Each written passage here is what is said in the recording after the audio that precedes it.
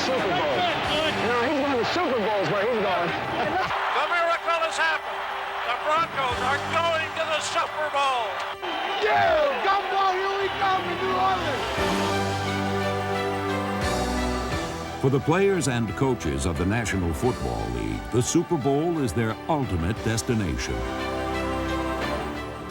It's their justification for sacrifice and their reward for greatness.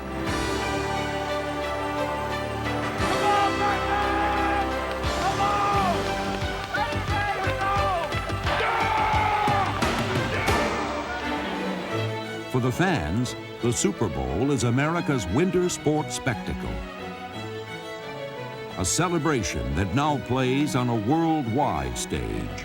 Bienvenidos al Super Bowl entre los Gigantes de Nueva York, campeones de la Conferencia Nacional, y los Buffalo Bills, campeones de la Conferencia Americana. Quatrième du titre opposant les 49ers de San Francisco et les Broncos de Denver. Sverige, Norge, Danmark. Här är det Super Bowl från Louisiana Superdome in New Orleans. 60 minutes away from World Championship, man. Don't hold nothing back. This is it. You belong here. You're the best. Let's do it. Go! It's showtime. It's showtime. It's showtime. Showtime at the Super Bowl continues to create larger-than-life heroes that have become part of this nation's sports memory. This show is an anthology of those players and their highlights. The good, the bad, the funny, and the sad. The Super Bowl has them all. Scott Norwood, he can fire the shot heard round the world now and win a Super Bowl. Ball responded at the 37-yard line. The Super Bowl will ride on the right foot of Norwood. Snap, spot, in the air, it's got the distance, it is. Oh, good! Giants have won. Super Bowl 25.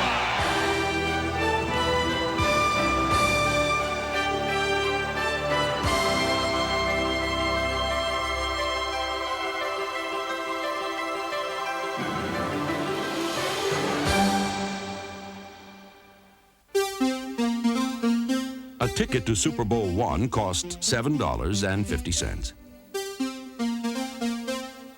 The game featured a team from Missouri and a team from Wisconsin and was played in the LA Coliseum.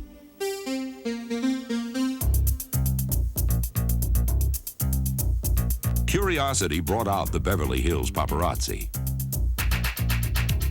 But the game itself failed to sell out.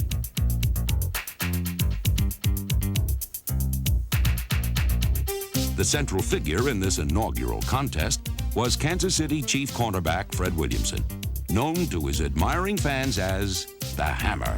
If I tell you that Boyd Dial is not going to catch a pass, it's because I believe it. If I tell you Carroll Dale is going to be spending half the game on his behind, it's because I believe it. As a matter of fact, the first fake Boyd Dial gave me, they carried him off the field after that. He caught one pass, was slanting over the middle, and I said, this is just what I'm looking for. Here's a guy 6'7", 6'8", coming across on a slant end on the hammer. And I hit him with everything that I had, and they took him off the field because the shoulder was no longer normal. Enter reserve wide receiver Max McGee, whose pregame preparation did not receive the Vince Lombardi seal of approval. I just had to go out and see the lights on Sunset Strip, so out I went, and as you go in the bars, you meet people, and, you know, I met a couple of airline stewardess from Chicago. I definitely made breakfast the next morning with the team, and I felt pretty doggone, I didn't feel that bad, but I didn't expect to get in this football game. And when Bart threw the first touchdown pass, as the film shows, Bart got a little rush on and threw a pretty bad pass, and it was behind me. And I said, well, I better reach back and try to break up this interception. And that's when I reached back, and the ball stuck right there. I mean, just the end of the ball right there, and I put it under my arm. Looked like we'd practiced it all year, you know? So that was the first Super Bowl touchdown. The prodigal pass catcher scored twice, and the game's most pivotal play was also its most memorable. Willie Wood's second-half interception, the catalyst for a 3-touchdown outburst that resulted in a decisive 35-10 Packer victory. Oh, yes. And as for the hammer, I had set myself up because I was the Pied Piper. The Green Bay Packers are going to get the hammer. Donnie Anderson came around, and his knee hit me right on the smack right here in the forehead, and I went down. And I was a little woozy. The hammer! You know who got hurt? The hammer. The hammer! They nailed the hammer.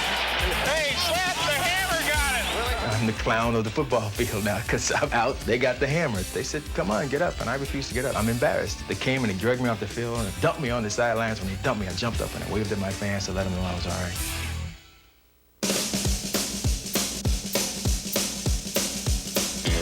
prior to Super Bowl III, New York Jet quarterback Joe Namath made even more noise on behalf of the old AFL. Said Namath, "We'll win. I guarantee it."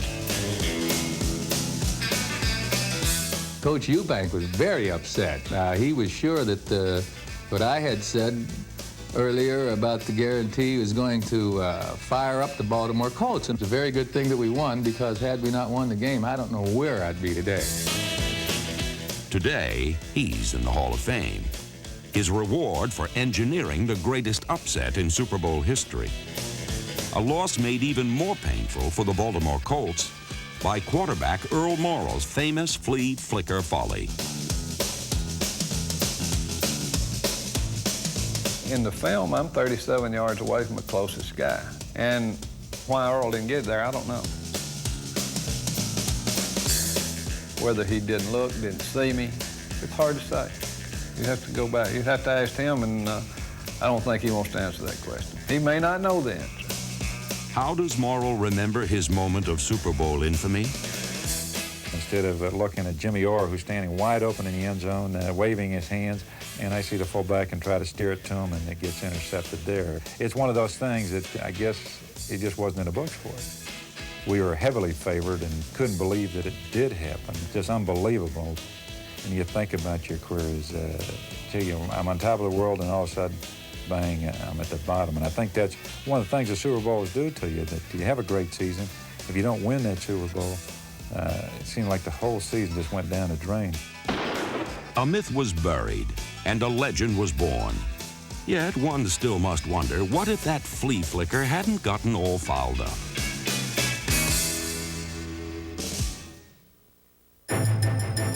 Here come the Redskins with 12 seconds to go in the half, trailing 14-3. Earl Morrall wasn't the last quarterback to have a moment of myopia become a Super Bowl turning point. Intercepted! Jack Squirrek! Touchdown Raiders! Holy Toledo! Screen pass, and they looked like they knew it was coming. I guarantee they looked like they knew that play was coming. In a meeting earlier that season, a Joe Theismann to Joe Washington screen pass in an identical game situation caught the Raiders by surprise and set up a Redskin field goal.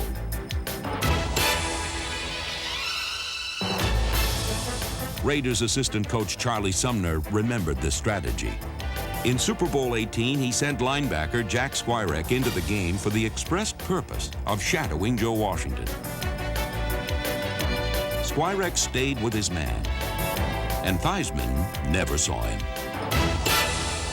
An electrifying, stunning development as Jack Squirek becomes the proud possessor of a Super Bowl XVIII touchdown. But the single most decisive defensive play in Super Bowl competition occurred in game number 5.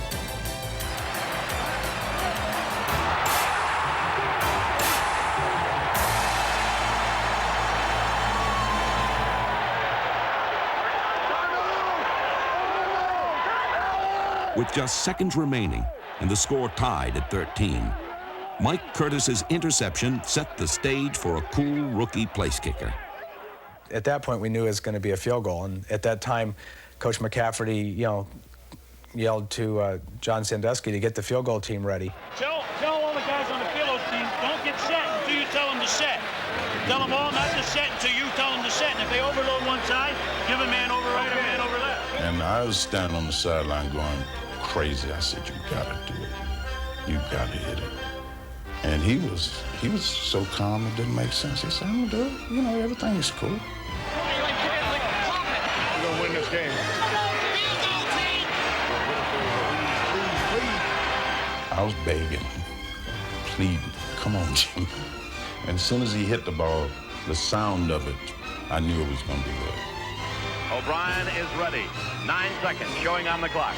The Cowboys and the Colts all tied up. There is the snap.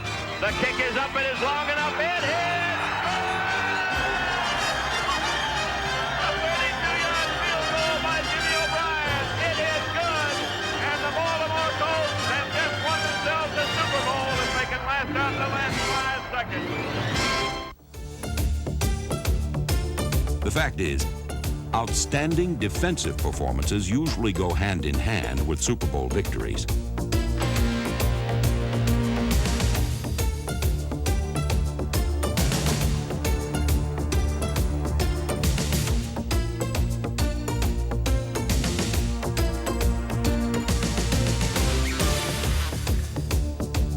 A real headache.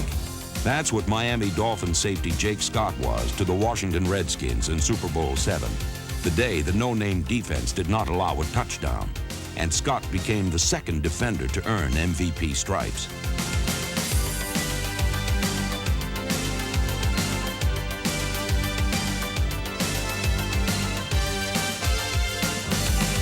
In Super Bowl XII, Doomsday dominated Denver, and Cowboy defensive end Harvey Martin shared MVP honors with pass-rushing colleague Randy White.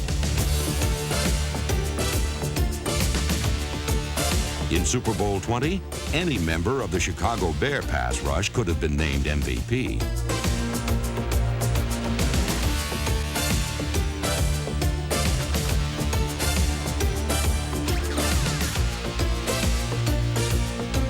In the end, defensive end Richard Dent got the nod.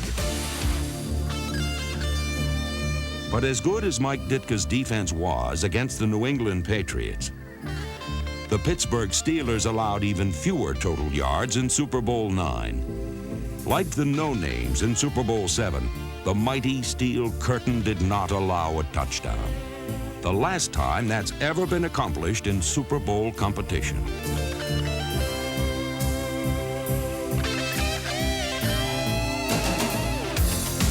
The first time it happened was Super Bowl VI, the day Doomsday did in the Dolphins.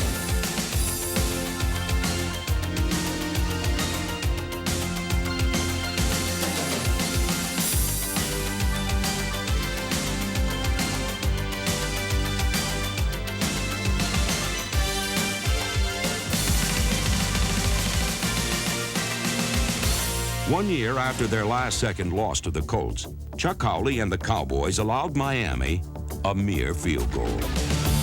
Then chased Dolphin quarterback Bob Griese into the Super Bowl Hall of Shame.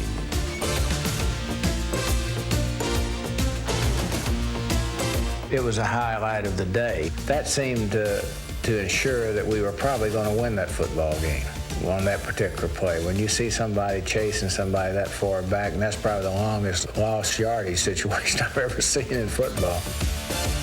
Griese's retreat epitomized Miami's frustration, but he and his talented teammates would not be down long.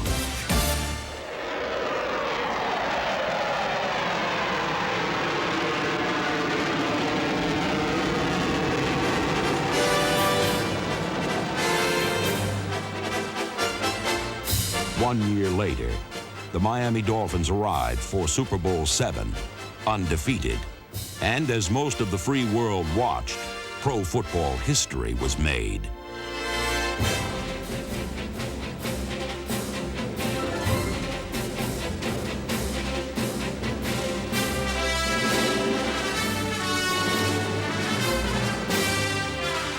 A power ground game, punctuated by timely passing, helped Miami build a 14-0 halftime lead.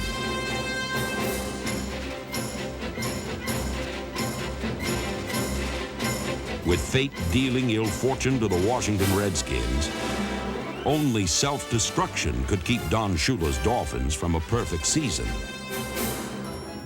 Enter Garo Yepremian. A 42-yard attempt by Yepremian. Kick is blocked, rolling loose on the field. It is picked up by Garo. He tries to throw a pass, deflected in the air, grabbed by Bass. 40, 35, 30. He's going to score. I'm sure that he visualized himself catching a blocked field goal and throwing a touchdown pass. And that probably was the most upsetting thing that's ever happened to me. When Garo came over to the sideline, and I was pretty upset and let him know it. And how does the tiny tie maker from Cyprus remember the event? When I looked up, Bill Brundage was in front of me, and of course when he's in front of me and I'm 5'7" with my hair up, and he's in front of me is 6'4", 270 pounds, I couldn't see anything downfield. So, and I didn't realize my hands were too small. The ball just slipped out of my hands. And Mike Bass was a very good friend of mine, and since then we were much better friends. Picked it up and went for a touchdown. The only thing that bothers me is I didn't do it often enough. If I had thrown the pass more often, maybe I would have been a color analyzer on one of the networks. The Dolphins held on to complete the NFL's first ever perfect season. But their unparalleled sporting achievement often takes a backseat to the comic footnote that accompanied it. But for the Dallas Cowboys and tight end Jackie Smith, Super Bowl 13 was no laughing matter. Roger back to throw, has a man open in the end zone, caught, touchdown, drop! Dropped in the end zone, Jackie Smith all by himself. I was embarrassed, humiliated to a great extent. And there were some unfair things, not unfair, just the press, said in the paper. And I never do pay much attention to those things, good or bad, and I didn't read it, but my wife read it, and she started crying, and got her real upset. Probably the most disappointing thing in my career is when Jackie dropped the ball, in the Super Bowl, because he wanted that win so bad.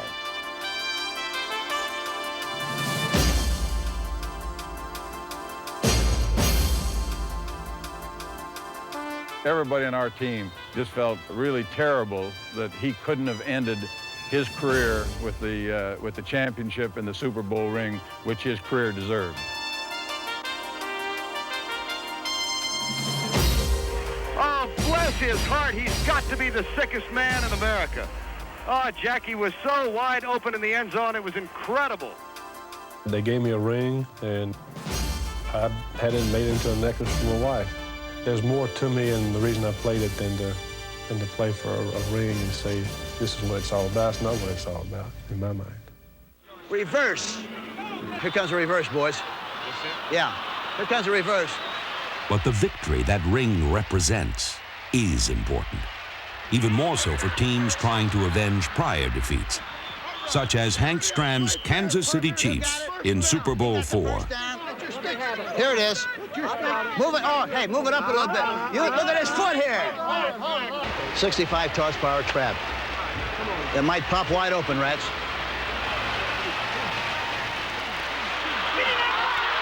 Was it there, boys? Was that there, Rats? Nice going, baby. Yes, sir, Rats. Yes, sir, boys. Yeah! The Mentor. 65 horsepower trap. Yeah! Yeah! I tell you that, baby, it's there. Yes, sir, boys.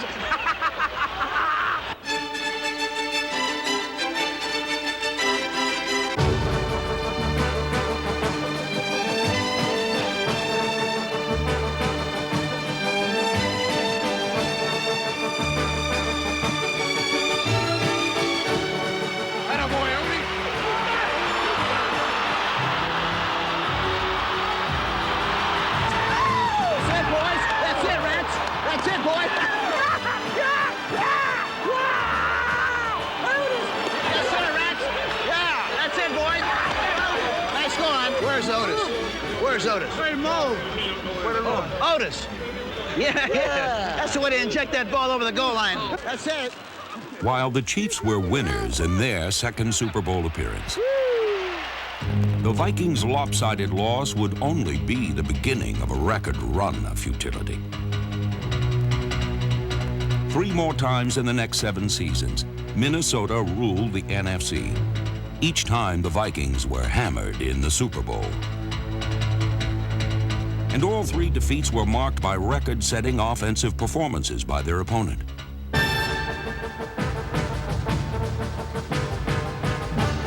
In Super Bowl VIII, the Dolphins' Larry Zonka established a new standard with 145 rushing yards as Miami rolled over the Vikings 24-7.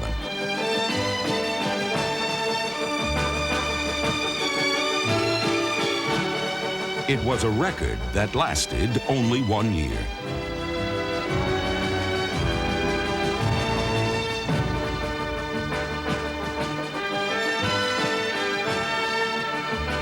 Super Bowl IX, Pittsburgh's Franco Harris glided through the Vikings defense for 158 yards. It was the second time in 2 years Minnesota surrendered a milestone performance.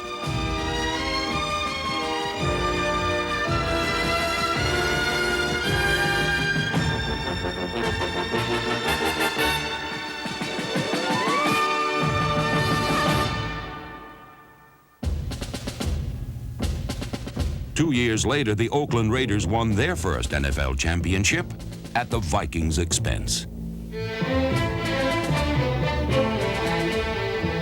The largest Super Bowl crowd yet watched the Raiders amass 429 yards of offense, the most in the game's 11-year history. But the lingering image of Super Bowl XI was captured by the Raiders' defense. One play that stands as a monument to silver and black intimidation.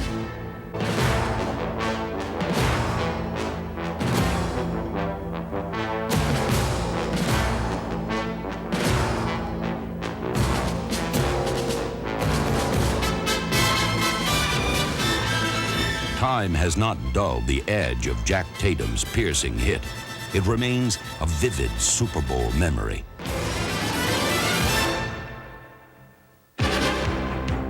So does this 75-yard interception return by Willie Brown that sealed the Raiders' 32-14 victory. Willie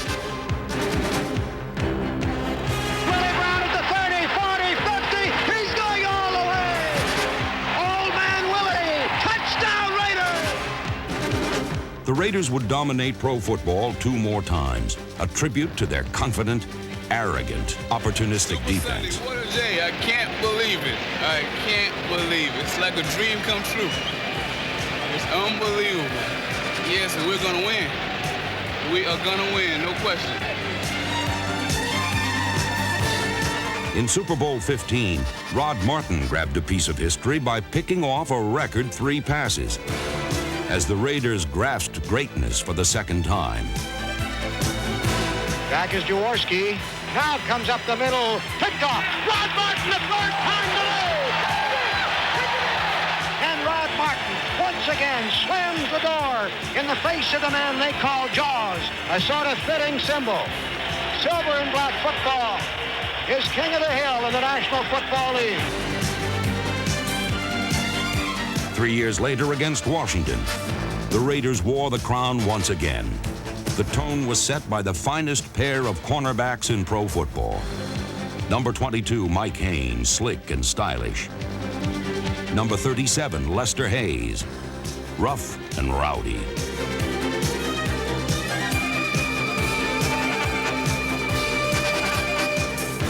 The game's MVP was Marcus Allen, whose record 191 rushing yards included this masterpiece. Getting to Allen, sending him wide left. He has to reverse his field, but he gets away for a moment. Comes back up the middle of 30, 25, 40. Breaks past 2 men at the 50, down to the 40, picking up a blocker, to the 20, to the 10, to the 5. Touchdown Raiders! Holy Toledo! The year before, it was the Redskins' John Riggins who turned short yardage into long distance in the fourth quarter. Goal line, goal line. I left tight wing, 70 chip on white. Ready? Here comes the Diesel. Here comes the Diesel. Here comes with John Riggins right up the middle. Right up over the middle. Yellow 41! There's the snap and the Riggins. Good hole. He's got the first down to the 40. He's gone. The 35, the 30, the 20. He's gone. He's gone. Touchdown, Washington Redskins.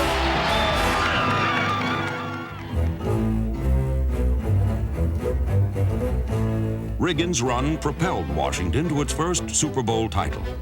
As a single play, it has earned a place among the most memorable moments in NFL championship history.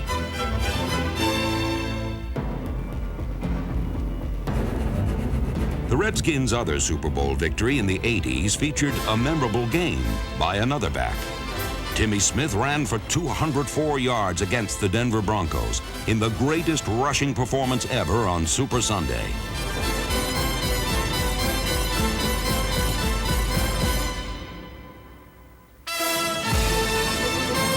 But Super Bowl 22 will always be remembered for Doug Williams and what will forever be known as the quarter.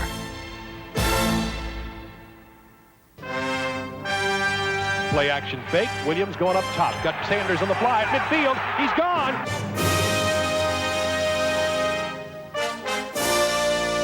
This 80-yard touchdown on Washington's first offensive play of the second quarter ignited the most stunning 15 minutes of football in NFL history. Well, Doug Williams and company light it up, and they're back in this game. Yes, sir. We're coming back. We're going to do it. Williams to pass, lobs it up. He's got Clark at the goal line. He's got it. Touchdown, Washington Redskins. The Redskins have arrived. They woke up.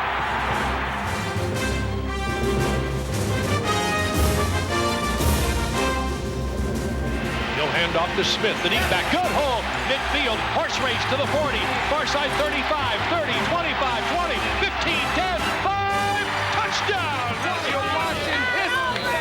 This is history in the making.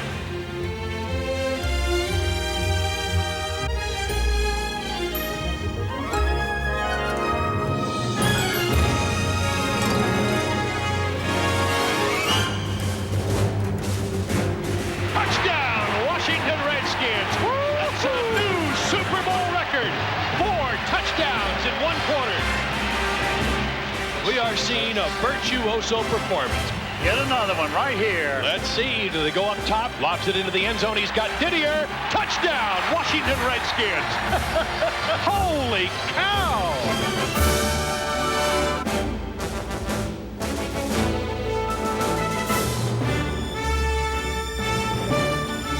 Most valuable player of Super Bowl 22 is quarterback Doug Williams of the Washington Redskins. For one magical quarter, Doug Williams was the best who ever played. 15 minutes that will be forever frozen in time.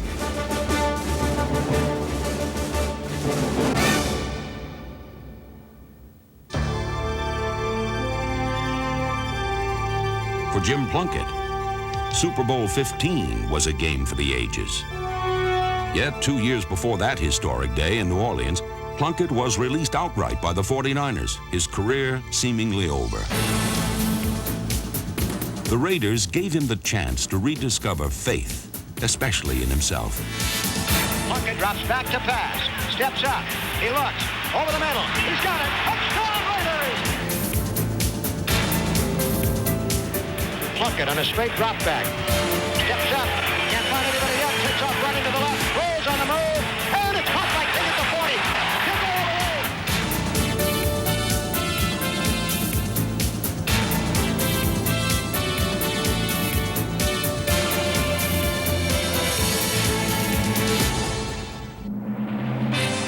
Plunkett, time to throw. Deep to the end zone to Branch. It is caught by Branch. Touchdown Raiders. Holy Toledo.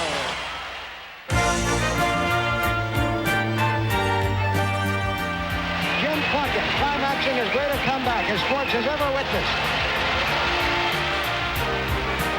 Jim Plunkett's determined 3-touchdown performance earned him the MVP award. His refusal to quit made Super Bowl 15 one of the sport's most enduring.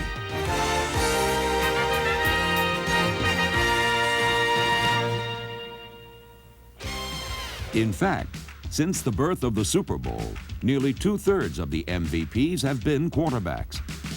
And in that honor roll of field generals, no one led a more personally heroic attack than Phil Simms. Against Denver in Super Bowl 21, the Giants quarterback rose to record a career-high performance.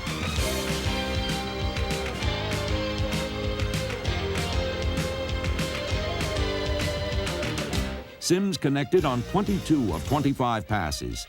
That's 88%, the highest completion percentage in the history of the Super Bowl.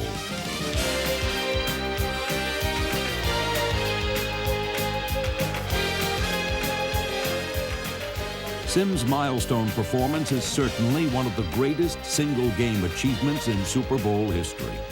Yet no quarterback has created more lasting images than Terry Bradshaw. And no team has produced more memories than the Pittsburgh Steelers.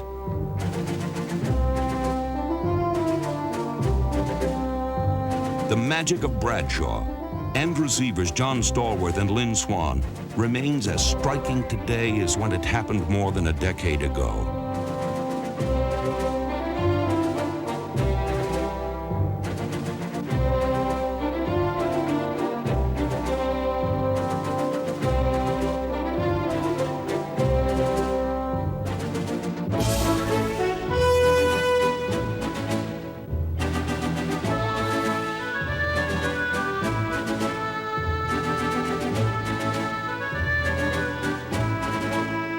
In a 6-year period, the Bradshaw-led Steelers won the Super Bowl 4 times, an unparalleled record of achievement.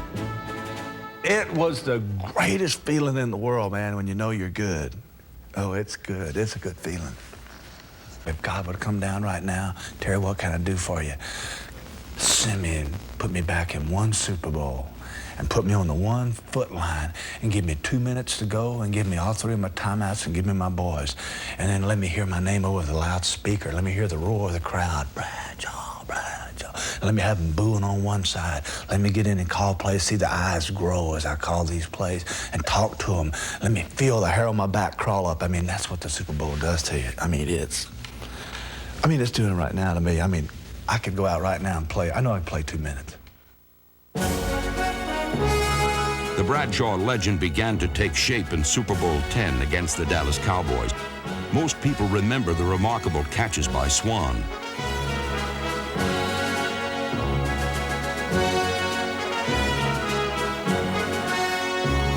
They were truly unforgettable and decisive. This fourth-quarter touchdown was the game winner.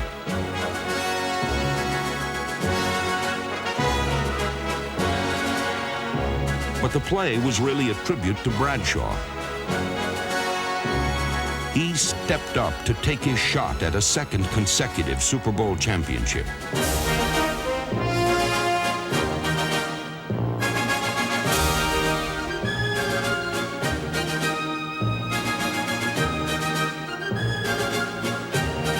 That one play stamped Bradshaw a winner.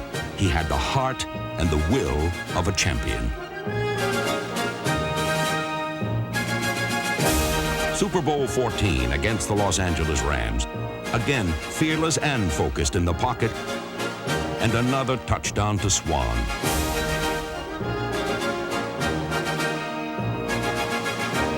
But this Super Bowl turned on one memorable play. I hadn't run it all game, and Chuck sent the play in on 3rd down. He sent it in, and we're on the sideline, and you guys are probably the ones that are filming. He takes his hand and tries to knock, get away from here, and he has me, and he's telling me the only way we're going to beat these guys, we got to go deep.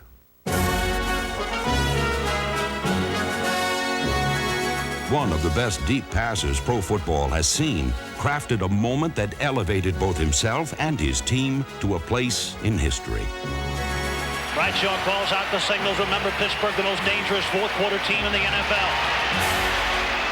Now Bradshaw pumping, firing downfield. There goes Stallworth. He pulls it in at the 30, the 20, the 10, the 5, and it's a touchdown for Pittsburgh on the ball to Stallworth.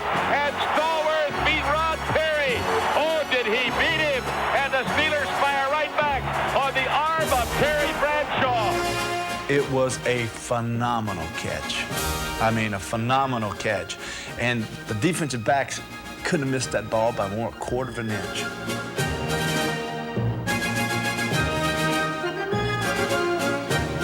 Amazingly, the same play later in the game sealed Pittsburgh's record 4th Super Bowl championship.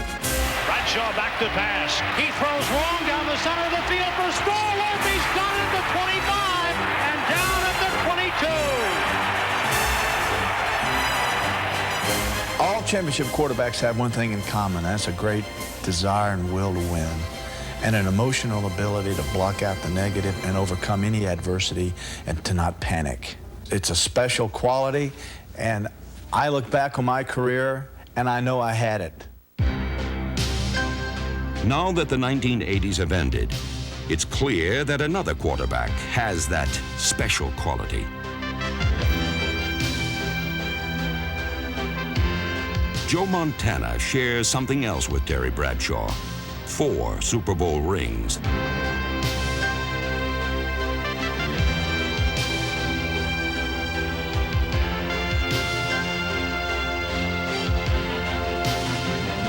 Yet it took the most dramatic finish in the game's 24-year history for Montana and the San Francisco 49ers to sustain their run at this extraordinary milestone.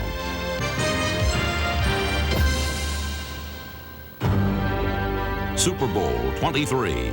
Montana was looking at the short end of a 16-13 score.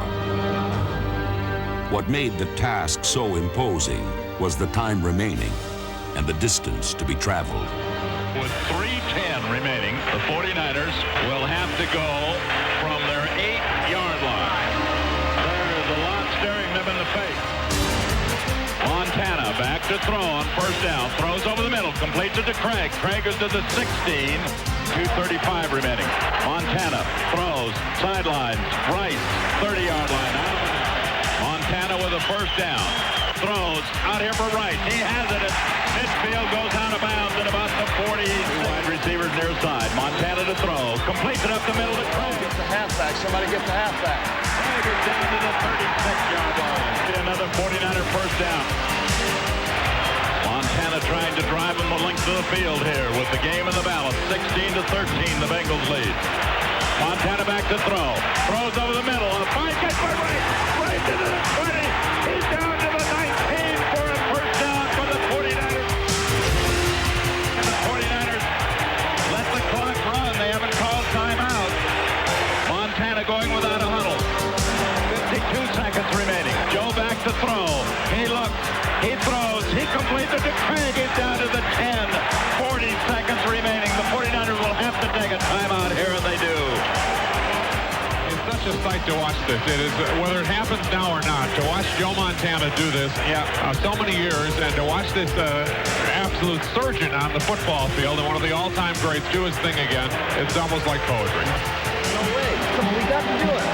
One turnover, man. At the 10-yard line, 39 seconds remaining. Back to throw Montana. Steps up, throws. A 10-yard pass. The 49ers have scored with 34 seconds remaining. 34 seconds away from it. Montana to Taylor for 10 yards, but they went 92 yards in 11 plays.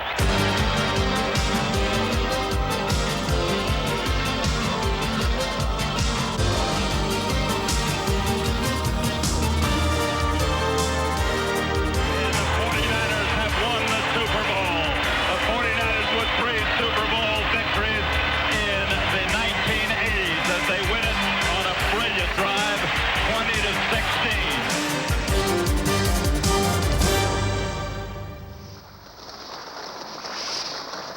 20-16. 1 year later, in January of 1990, the 49ers marched into the Superdome in New Orleans, determined to secure their piece of history. The Denver Broncos were sacrificed at the Temple of Montana in the greatest story ever told by a Super Bowl quarterback.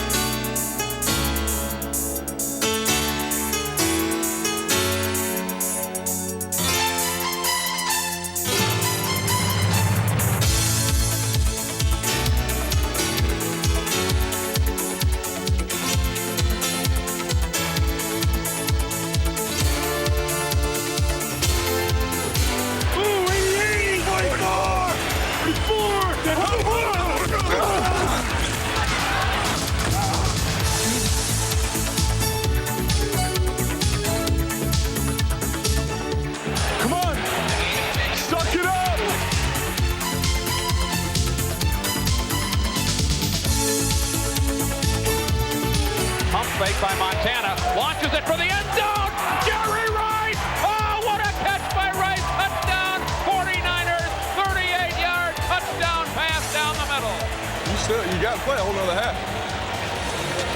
So, ain't nothing you can do. Beat, man. Get after it. 59 Razor! Black 59 Razor! In the second half, the carnage continued. Montana drops back to throw, looks over the field, goes for the end zone. Jerry Rice, touchdown 49ers!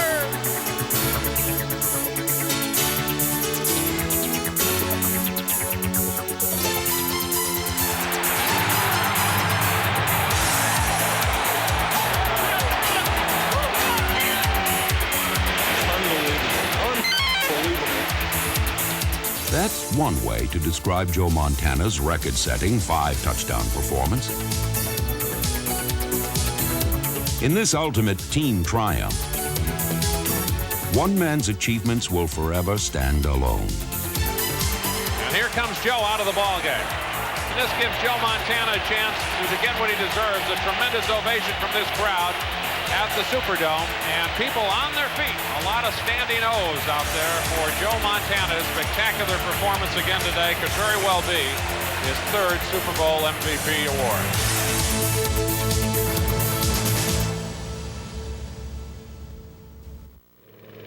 A year later, events in the Persian Gulf cast a long shadow over the silver anniversary of the Super Bowl. But in that quarter century of competition, the event had become more than just a game. Super Bowl 25 became a symbol of freedom and unity. For the players and the worldwide audience, the show would go on. So they raised the curtain on the most exciting and memorable Super Bowl ever played. Showtime, hey, baby. What you talking about? Showtime. Talk to me. Talk to me. Showtime.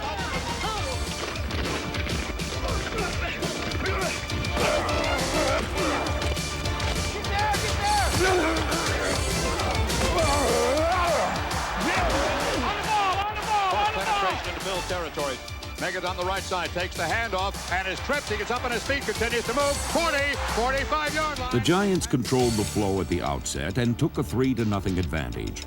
But the lead vanished after little more than a minute under a stampede of Buffalo offense. Dropping back to pass, they blitz off the side. Here's a long throw downfield. And it is deflected and caught by Lawson. Hey, big legs. Good job, baby. The Bills' no-huddle offense had tied the game and had the Giants' coaching staff in knots trying to slow it down.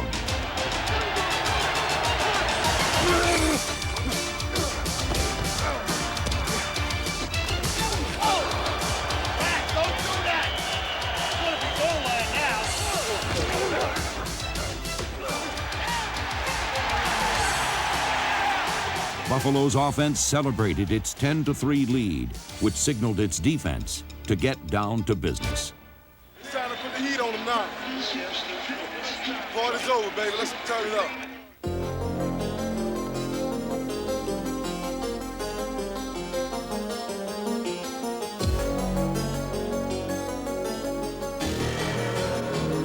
The Bills laid Jeff Hostetler out 3 times, and if he wasn't seeing stars, he may have been hearing bells tolling midnight for his Cinderella postseason. Buffalo's defense had the Giants' offense in a vice grip until Hostetler turned to the one man that Giants quarterbacks had counted on all season, Otis Anderson. Giants have a second and a long 4. O.J. has the ball. Through a hole, he's got a first down and more. 30, 35, 36-yard line. Come on, baby. Come on, baby. Come on.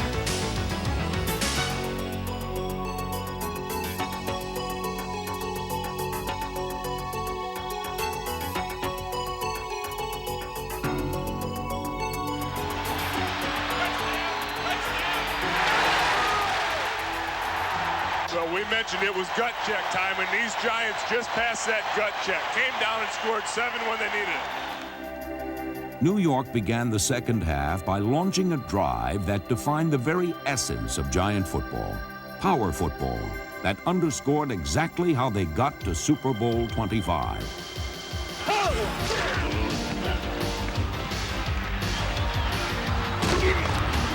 Hostetler barking out the signals, has the ball in the pocket. Throws over the top. He's got Meggett. Meggett will get a first down.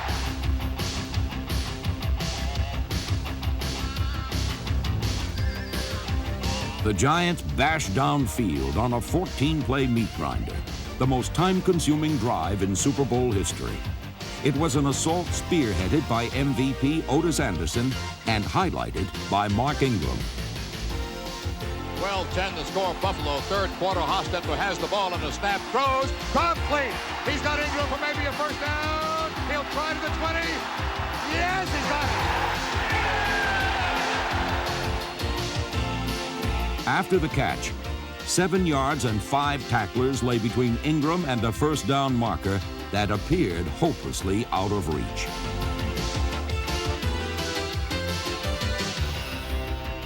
What effort!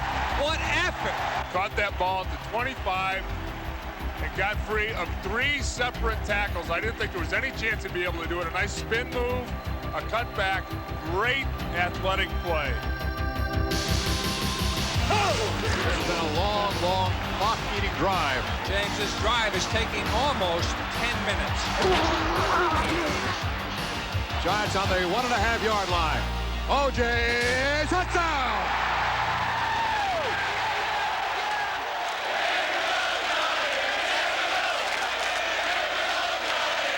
A lead that took the Giants 9.5 minutes to achieve was wrestled away by the Bills with a quick strike that took only 4 plays and a minute and a half.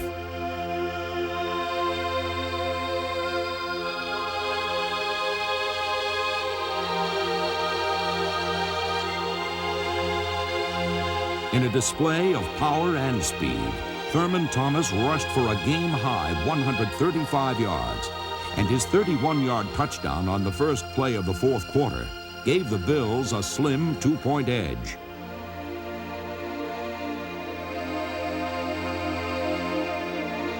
Hostetler and the Giants answered with yet another marathon 14-play journey as Matt Barr calmly drilled one more clutch postseason field goal. The stage was set for a heart-stopping finish in what would become the greatest Super Bowl ever. If you're a Bills fan now, you gotta believe. If you're a Giants fan, now they say, hey, you gotta hold them. In the final 2 minutes, the Bills raced desperately down to the New York 29. The Giants led by a single point. 8 seconds remained. The fate of both teams rested on the leg of Scott Norwood. Oh boy, hearts beat faster in Buffalo. High drama here in the Super Bowl. Here comes number 11, Scott Norwood. Incredible. What a fine game. What an absolutely fine game. Scott Norwood. He can fire the shot heard round the world now and win a Super Bowl. Ball will be spotted at the 37-yard line. The Super Bowl will ride on the right foot of Norwood. Snap, spot, in the air. It's got the distance. It is.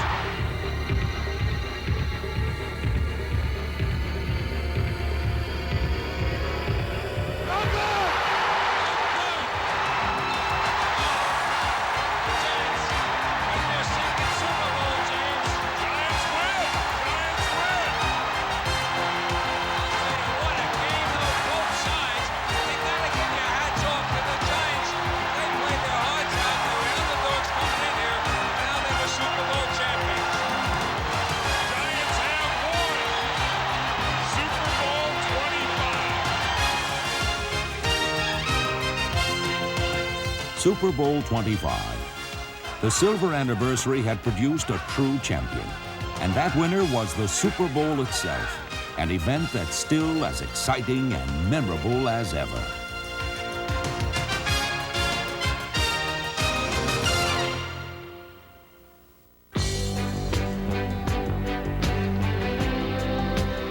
The Super Bowl is professional sports' true passion play.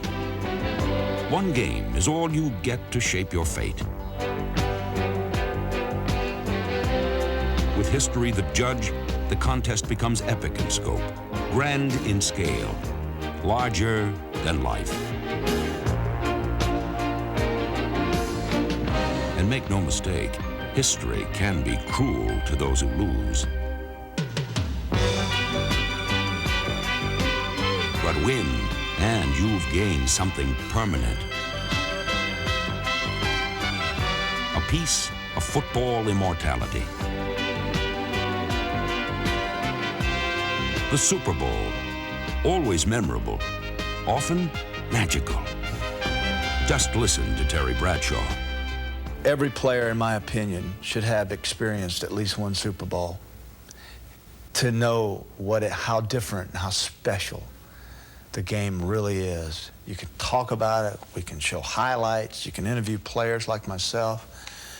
Every player has to walk out on that stadium and feel the skin on him roll and the hair crawl up on his back and hear the crowd and how deafening it is, and to feel the magnitude of the greatest spectacle on earth just one time.